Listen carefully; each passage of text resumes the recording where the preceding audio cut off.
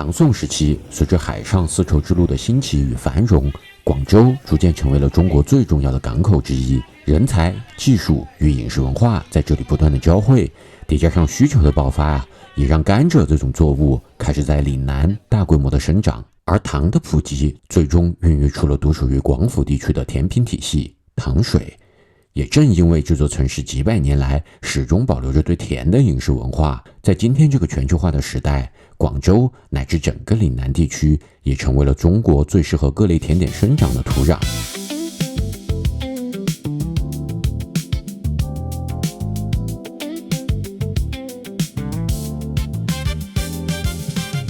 嗨，我是喜歡帶你們探尋美食的肉仔肉，今天跟我們一起，咱們在廣州吃甜。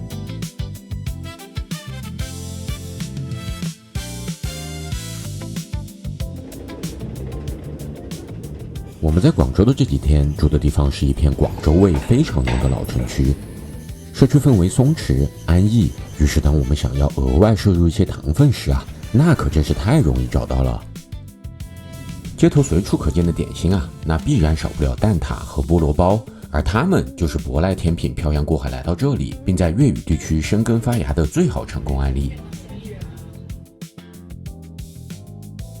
所以是這個64層是吧？它確實層數很多哎。愛吃蛋撻的小夥伴們應該會知道粵式蛋撻是蛋撻眾多分支裡一條獨立演化的路徑，它更像是英式卡士達蛋撻與葡式蛋撻的結合體，追求的是鬆化掉渣、一碰就碎的薄酥皮與嫩滑爽口的蛋奶餡兒。而菠蘿包則是真正誕生於本土的，用西式材料結合粵式審美的中式西點。不過在這些街頭開胃小菜裡邊路過的這家咖啡店的焦糖布丁倒是讓我印象頗深，跟我的水平不相上下，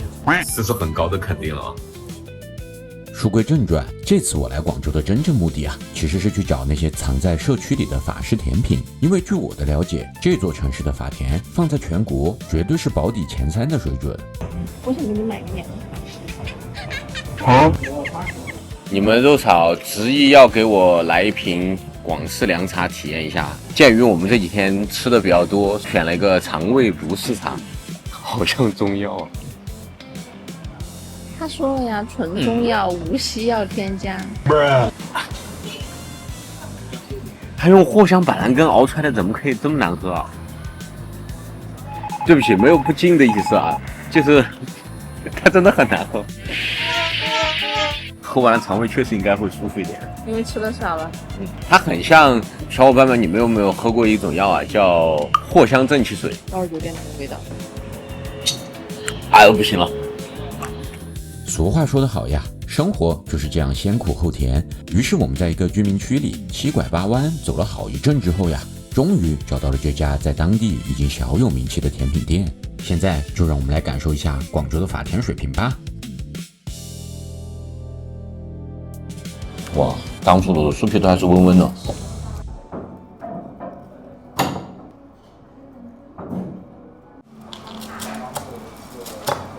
哇，超級酥脆。哇，你這個真的是叉子一用力就碎掉了。对，那個制作時間是有道理的。對，而且現做的千層酥比正常賣的那種千層酥佔的優勢真的太大了。不壓盤烤制的千層酥皮，這也是非常經典的日式千層酥的做法。這裡要快速插一嘴我在東京逛吃系列裡邊帶你們看過的日本法甜大師金子美明，他就是這種千層酥做法的創始人。網上也有他公開的配方和工藝，有興趣的小夥伴可以去找找學起來酥皮是剛剛晾涼了，然後就馬上擠奶油了。这种你們可以看到它中間膨的是非常高的，上面有薄薄的一層細砂糖，去給到一個脆感和焦糖味。酥皮我覺得沒得挑，整體的黃油香氣非常的飽滿，然後深棕色烘烤的溫度時間都是到位了的，中間是薄薄的一層外焦關奶油，香草的味道給的還 OK， 然後中間有穿插一些海鹽焦糖醬，頂上是搭的一塊沒有完全打發的香草的香提，這個也是非常經典的一個千層酥的搭配就是兩種不同的奶油，一個輕一個厚，然後給到的香草味焦糖味都非常的足，但是我給你們肉炒的感覺都是空氣感太足了，導致整體的醬的那種香味哈，不管是奶油的香味、香草的香味，还是爽滑绵密混合酥脆的感觉，这种平衡感，我觉得还是差了一些。我们更習慣吃法式的千层酥，醬的部分是会比它的这个出品要多，至少在1倍的。然后其他的我觉得都没得挑，我觉得我可以给个8分，是一个非常标準的一個日式千層酥的這麼一個出品。這裡也要跟你們講一講啊，就是為什麼法式千層酥會大部分選擇壓盤烤的方式，因為法國市場大部分的甜點都是放在甜點櫃裡邊，要放大概至少半天左右的時間的。所以法國壓盤烤法的這種千層酥能夠更長時間的保證酥皮的酥脆，日式的這種呢就更偏向於現場製作的千層酥。我之前帶你們去吃過的在巴黎的那家日法甜點店黑油鬧市，它也是同樣的出品方式，所以這個也是為什麼這家店門口要標它每天當天的現烤甜點的出爐時間的原因，因為這樣才能夠最好的保證酥皮的狀態，保證一個呈現。這裡的主理人或者是烘焙師對口感對出品都是有一定的要求的，這個也是一個非常好的點。接下來他們家的檸檬塔據說也是他們家的招牌哈。它的檸檬塔結構真的是非常的簡單啊，酥脆的沙布雷塔殼配上的是超厚的一層檸檬凝乳，然後上面有紙層青檸皮屑，然後還有一圈小小的意式蛋白霜。這個檸檬塔給我的第一印象，酸度非常的足，而且它做檸檬凝乳的方法是有很好的去控制溫度的。因為如果你做檸檬凝乳的時候，按照煮果醬的那種方式煮到超過70-80度的話，你會明顯的吃得到水果煮過了的那種感覺，但是它這個裡面還保留的有一些酸鮮感，完整的吃得到檸檬的那種鮮味，然後紙層呢又再把這個酸感往上拔了一層，加上它的蛋白霜本來就非常非常的少哈，那整體給我的印象就是一個非常非常酸的一個檸檬塔，它是偏尖銳的，但是它不會讓我覺得不愉悅，算是在那個 limit 線的那個地方吧，我覺得還蠻不錯的。但是我覺得如果說再往高品質或者再往大師的品質去挑一下的話，它對檸檬香氣的表達上稍微差了一點，因為檸檬皮屑磨上去的時間過得比較久了之後，它的香氣散發是非常非常快的，但是講真，它是一個值得8.5甚至9分的檸檬塔，地方稍微差了那麼一丟丟，其他我覺得完全都沒有毛病。第三個是他們的焙茶閃電泡芙哈。其實邏輯很簡單哈，就是用焙茶跟可可粉這兩個經典搭配，苦味比較濃重的東西去拉低這個甜點的甜感。但我是覺得，我個人不是太喜歡香蕉這種東西，但我理解它給到的是一個果甜的感覺，然後它其實是把香蕉當做了一個卡士達醬的用法，加上它上面這個焦糖層給到的一點脆感。但是我覺得香蕉的存在反而有點搶掉了焙茶的香氣，不只是表面上3個香蕉哈，它裡面還墊了厚厚的一層香蕉。所以就導致香蕉的味道整個味道的佔比裡邊稍微大了一點。本來我的預期是一個焙茶、可可粉、山核桃苦香味很濃郁的這麼一個組合，所以我會覺得這個香蕉在這裡稍稍有點多餘。我們現在已經出來了哈，今天我們2個人3個甜點，1杯特調，一共是163。作為一個廣州的社區店來說哈，我覺得這個價格和這個出品沒得挑，性價比還蠻高的。再吹毛求疵一點呢，有些細節上可以再做一些調整，還是值得來體驗一下的這麼一個地方，也側面說明了一點哈，就是廣州的法甜水平是真的很高呢。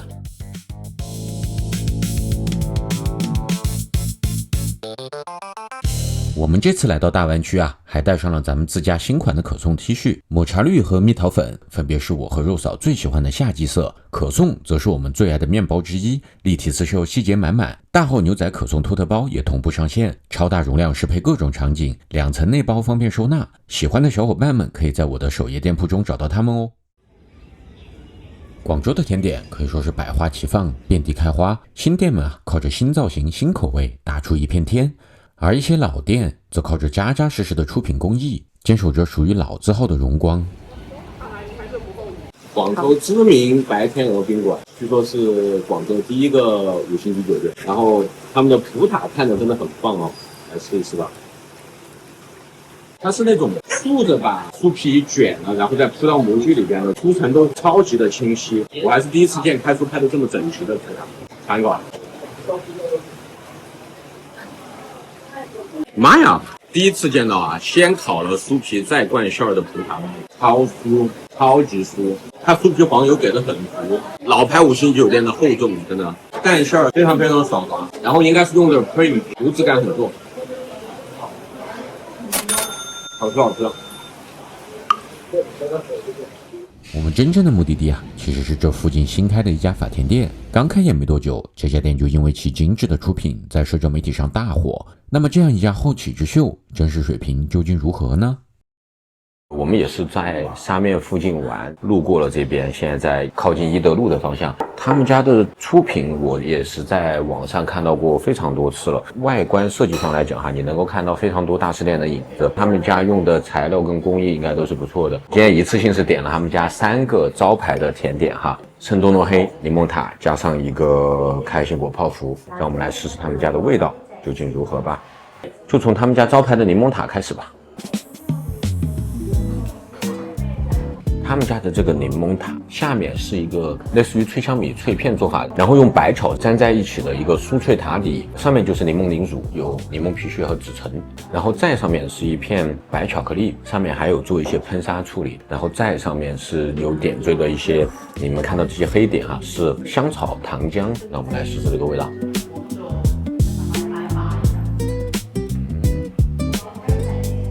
首先它檸檬凝乳的這個酸味也給得非常非常的明顯哈，但是如果對比我們之前在另外一家吃到的檸檬塔，它的這個檸檬會少了一丟丟檸檬的清新感，這個很可能是因為它在制作檸檬凝乳的時候溫度拔得比較高的原因。然後檸檬皮屑跟紫橙還算是補足了檸檬的這個香氣。下面這個小酥的塔底哈，我覺得要給一個好評，這種酥脆的感覺，它會比沙布雷塔底來的更加的鬆軟，也很好的跟我們的檸檬凝乳有一個口感上的反差。就如果是咱們頻道的老夥伴哈，你們應該知道，在我2年前去拍過的赤峒檸檬塔那一期，巴黎的大師店 C. Lignac 他們家的檸檬塔就是這樣的一個出品。只不過這家呢會把餅乾塔底改成了這種小脆粒塔底，這個改良的點做的還蠻不錯的，很符合亞洲人對甜點的審美。整體味道上來說的話，我覺得除了檸檬香氣稍微差了一些之外哈，其他的都還算沒得挑，我覺得是一個蠻不錯的出品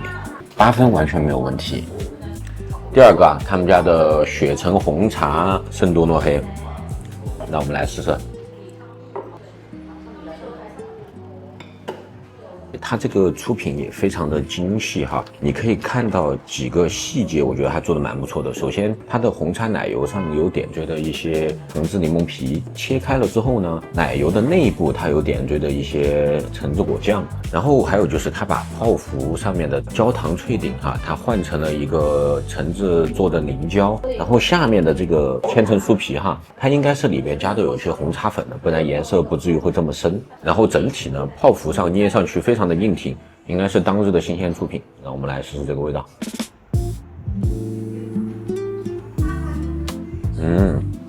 酥皮好評哎，這個紅茶在酥皮裡邊起到的這種香味哈，跟千層酥皮給到的那種焦糖感做了很好的一個配合，而且它上面的這個奶油也是焦糖紅茶奶油，它其實這個口味非常像咱們廣東本地的那種肉桂紅茶的那種口味，我覺得是一個非常非常棒的一個組合。然後雪橙的味道呢，我說實話還算明顯的感受到，但是它明顯的被茶味給壓住了，然後酸感呢不是很明顯。如果橙子的味道能夠再放大一些的話，我覺得這個甜點會更加的出彩，味道會更加的棒。我覺得總體來說還是給個8分。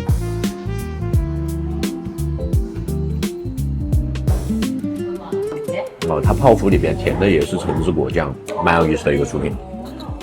然後最後一個，這個是他們的開心果泡芙，上面有看到一些樹莓顆粒，應該也是很經典的那種開心果樹莓口味的。讓我們切開看看。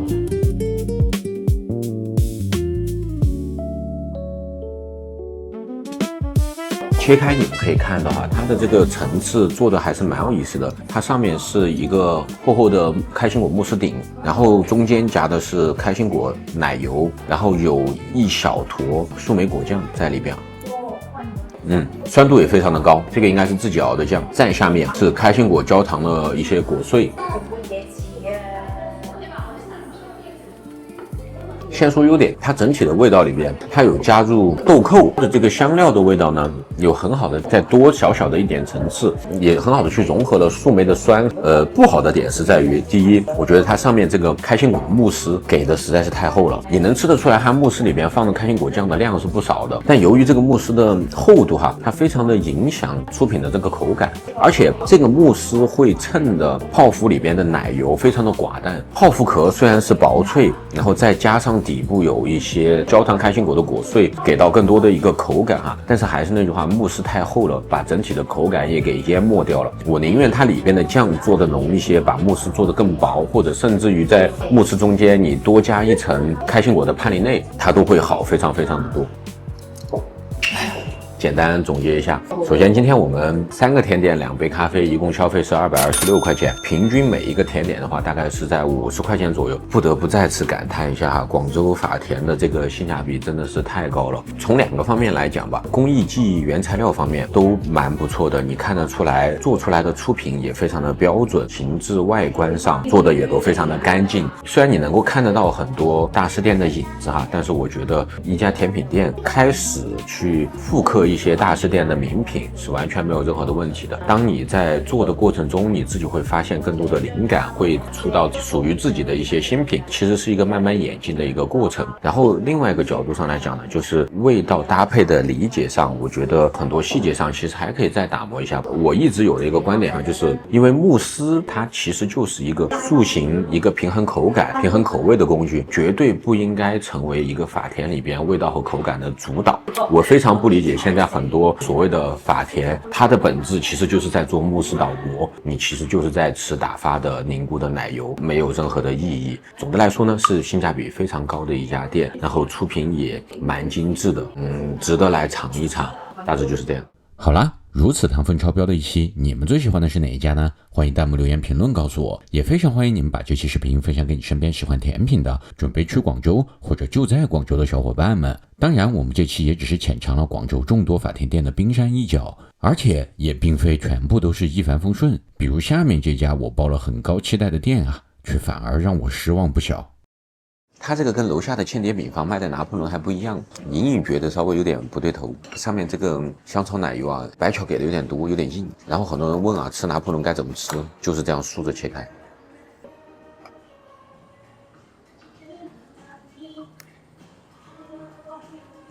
酥皮放時間有點長了，稍微有點回韌了，裡面卡士達醬也不是很香。你們可以看到哈，這個千層酥頭200層都是已經泡軟了的狀態，你說這個酥皮狀態怎麼能好？它吃在嘴裡就是一坨粘在一起的感覺，完全沒有那種空氣感、酥脆感。我不當冤種，誰當冤種的？好啦，如果你還喜歡這一期視頻的話，請記得一定要幫我點讚、轉發、投幣、收藏，一鍵3連。如果你還想跟我們一起去探索和製作更多的美食，那麼請你記得一定要關注和訂閱我的頻道。哇！今日最佳盲盒，哇，每個都有，個個都不浪費。